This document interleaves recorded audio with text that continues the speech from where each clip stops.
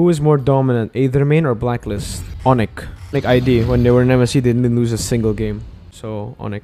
PH and Indo stay consistent as the two top regions. If ML grew beyond Southeast Asia and big organizations like FaZe or Team Liquid joins, I think so. You know, because I don't think you can become good instantly. Like 1 year, you become the best in the world. I don't think you can do that.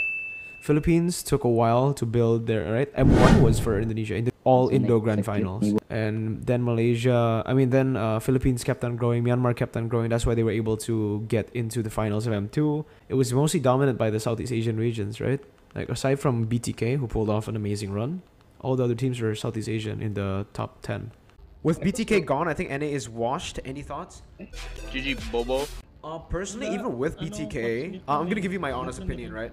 Back in M3, when they qualified for M3, I watched their games, their tournaments, and I wasn't impressed by anything GG they showed in the NA tournament. So me and all the other casters, they were literally just a dark horse, right? No one really expected them to be a threat, but they proved us all fucking wrong. They're so good, and the thing why they're so good. This is my personal opinion on why they're really good, right? Suddenly, out of nowhere, it's because they had 2 weeks with the quarantine, obviously, in Singapore, to practice to scrim against the other teams. So because of that, boom bang bada bing.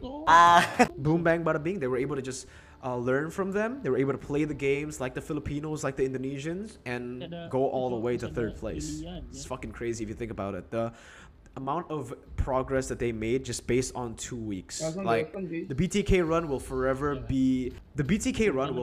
be like legendary in MP in Mobile Legends. Like it's cemented in the Mobile Legends history.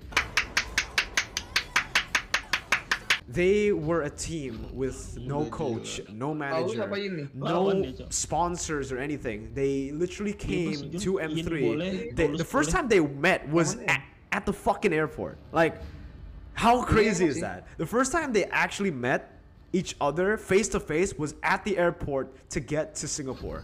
When I heard that story, I was just like, I was blown away. I was so confused. Like, what? This has to be a joke, right? There's no way. Synergy wise, the progression wise, because you saw back in day number 1 or like the group stage match, they weren't as good as they were when they met Blacklist. So not just in those 2 weeks that they improved in a short amount of time, like 3 days. They lost to EVOS, Singapore, and they were able to beat Blacklist a few days later. It's fucking insane if you think about it.